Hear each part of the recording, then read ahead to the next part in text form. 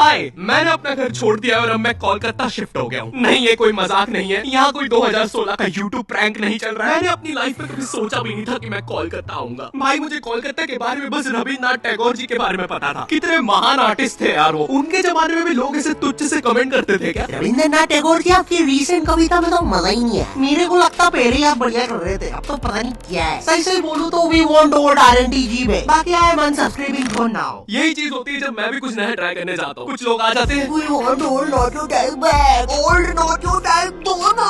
अरे ऐसे तो फिर मैं कुछ नया ट्राई कर ही नहीं पाऊंगा, इसलिए ये बंद करो। और आज से we want new noto type के कमेंट्स आने चाहिए। और सिर्फ मुझे नहीं, बाकी यूट्यूबर्स को भी यही कमेंट आने चाहिए। उन्हें भी न्यू नोटो टाइप बनने पे मजबूर कर दो। मुझे तुम्हारी पावर जाननी है कि तुम कितनी फालतू चीज वायरल कर सकते हो। खैर, बैक टू कोलकाता। भाई, कोलकाता में मेरे लिए दोस्त बनाना बहुत मुश्किल हो रहा है। यहाँ सबसे बड़ी प्रॉब्लम लैंग्वेज की है, क्योंकि यहाँ मेजोरिटी लोग बंगाली के अलावा कुछ बोलते ही नहीं है। अरे अभी तो बुढ़ भाड़ी लगी।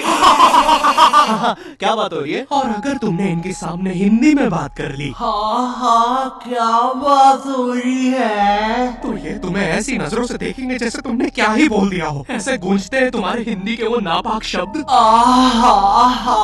क्या बात हो रही है? अरे ऐसे तो मैंने बोला भी नहीं था। और पहले ये लोग नॉर्मल सर्कल में बात कर रहे थे। जैसे मैंने मुंह खोला तो फुटबॉल टीम जैसा डिस्कशन होने लग गया। अरे इतना बाहर का कौन फील करवाता है यार? ये लोग मेरे सामने झुक के मेरी कैसे मार रहे हैं? और एक तो कोलकाता में लैंग्वेज के कारण मेरे इतने पैसे उड़ रहे हैं। भाई, मुझे कोई भी आके स्कैम कर लेता है। मुझे 20 रुपए की चीज 200 में बेची जा रही है। फॉरेनर जैसा स्कैम हो रहा हूँ मैं यहाँ पर। बंगाली सीखना छोड़ो, यहाँ फॉरेनर जैसा स्कैम होते होते मेरी हिंदी भी खत्म होते जा रही है। मैं दुकानों पे अब सामान ऐसे मांगता हूँ। नमस्ते भैया, ये कितने का बेच रहे? थोड़ा ठीक स्कैम करिएगा, हमेशा आपके यहाँ से ही स्कैम होते हैं। वैसे भैया, आपने उस फॉरेनर को क्यों स्कैम नहीं किए? अरे क्योंकि वो फॉरेनर नहीं, बिहारी है, वो हमें स्कैम करते हैं। और एक तो मैं जब से कोलकाता आया हूँ, मुझे पता नहीं क्यों मेरे मध्य प्रदेश के दोस्त कॉल करके अजीब अजीब सी चीजें बताते रहते हैं। ओ भाई, तेरे को पता है अपने सन्नी की बहन विकास के साथ भाग गई? हाँ क्या? अरे लेकिन अपने सन्नी ने दोनों को ढूंढ के पलटा दिया रातों रात।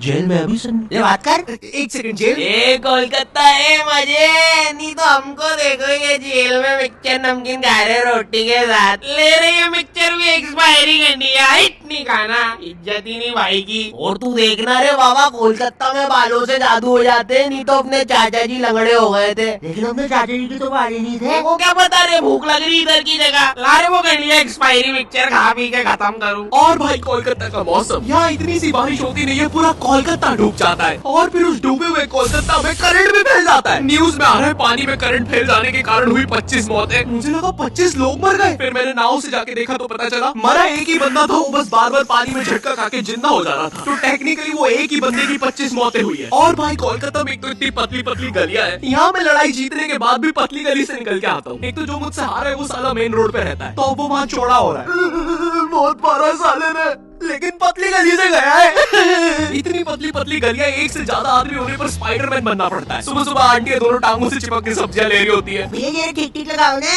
अरे भाभी पहले नीचे तो उतरो। अरे निंजा, अरे मैं हूँ। अरे क्या सलीमा भाभी डरा देते। सीधा सीधा रिया कर, अपने भरत को बुलवा के तेरी माँ बहन करवा दूंगी। ए सलीमा, नीचे उतर, चल अंदर। माफी चाहूंगा भाई साहब, आपसे तहे दिल से माफी चाहूंगा। प्लीज हो सके तो हमें माफ कर दीजिएगा। और इतनी पतली गली होने के बाद भी आखिरी में कोई ऑल्टो फंसा के चला जाता है। कैसे? किसी को नहीं पता।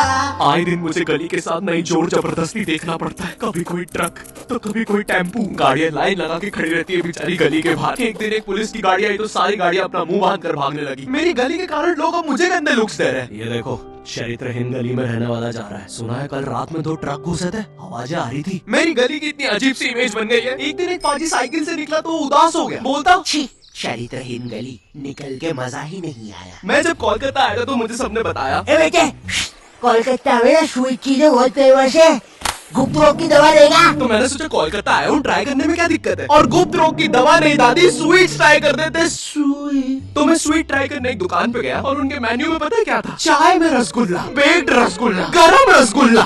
मैं रसगुल्ला खाने आया हूँ, मुझे बेक रसगुल्ला मिल रहा है। अरे ये रसगुल्ला थोड़ी ना है, ये तो बस गुल्ला है। और यहाँ पर पानी पूरी का भी बुरा हाल है। बाय द वे, यहाँ पे पानी पूरी को लोग फुचका कहते हैं। ये रहा दादा, हमारा थम्स अप पुचका खाओगे? Thums Up puchka? ये सुन के मुझे इतना गुस्सा आया, मैंने अपना थम्स डाउन करके भैया के पुचके में घुसा दिया। अरे दादा, टिप बाद में दे देते।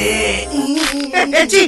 कोलकाता आने से पहले मैं काफी ज्यादा एक्साइटेड था कि यहाँ तो मस्त घूमूंगा, टूरिस्ट वाले एक्सपीरियंस लूंगा। लेकिन यहाँ जो मेरे साथ किस्से हो रहे हैं वो मैंने लाइफ में कभी इमेजिन ही नहीं किए थे। एक बार मैं लोकल ट्रेन से जा रहा था, मुझे बस नेक्स्ट स्टेशन ही उतरना था, तो मैं ट्रेन में चढ़ गया। अच्छा सॉरी, चढ़ा दिया गया। क्योंकि भाई यहाँ की लोकल ट्रेन की भीड़ में जितना एक्सप्लेन करूँ उतना कम है। एक बार एक बंदा भीड़ से बचने के लिए ट्रेन के नीचे कूद गया। हाँ, उसे वहाँ कम चोटें आई। इतनी भसड़ होती है, तुम्हें चूज करना पड़ता है कि आज किस अंकल के अंडर आर्म सूंघते हुए जाना है। मुझे ढूंढना पड़ता है कि आज किस अंकल ने सबसे कम मेहनत करी, और जिस दिन कोई बेरोजगार मिल जाए।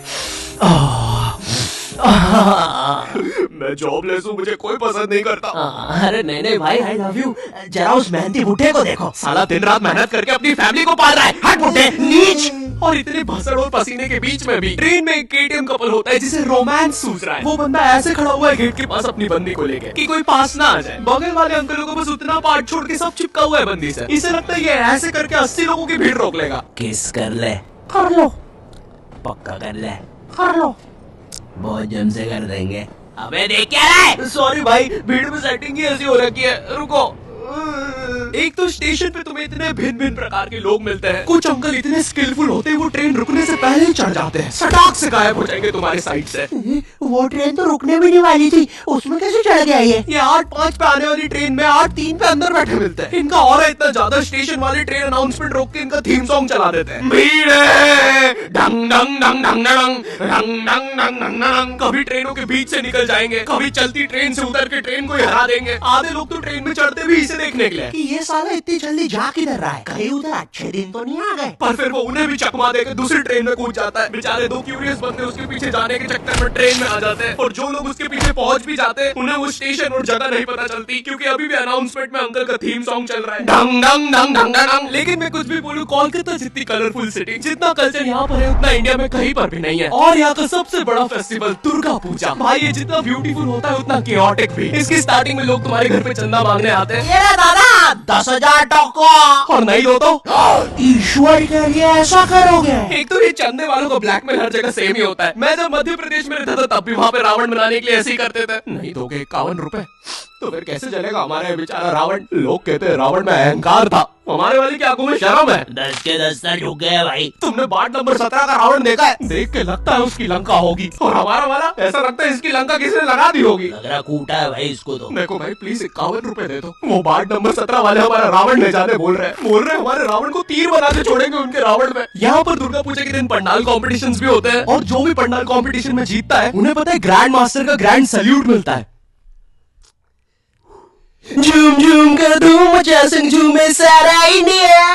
एक्चुअली नहीं, ये सच नहीं है, मुझे नहीं पता उन्हें क्या मिलता है। लेकिन भाई यहाँ पर इतनी अलग अलग थीम के पंडाल्स बनते हैं, futuristic theme, Jurassic theme, Doraemon theme. कुछ लोगों का पंडाल टाइम से नहीं बना तो टूटी हुई पंडाल थीम। और भाई इतनी लंबी लंबी लाइनें लगती हैं इन पंडाल्स को देखने के लिए। मेरे घर के बगल में है पंडाल, मैं 5 किलोमीटर दूर टैक्सी लेके जा रहा हूँ, पीछे लाइन में लगना है। कब से खड़ा हो यार, लगता है अब तो माता जी के दर्शन स्वर्ग में ही होंगे। और गुस्सा तो मुझे उन लोगों पे आती है जो लाइन में आगे अपने भाई बंधुओं को लगा रहे होते हैं। अरे रमेश, आजा पीछे होना। अरे मेरे कॉलेज फ्रेंड्स, पीछे होना। अरे मेरा पूरा खानदान, पीछे होना। अरे इसके पीछे के सारे लोग, पीछे होना।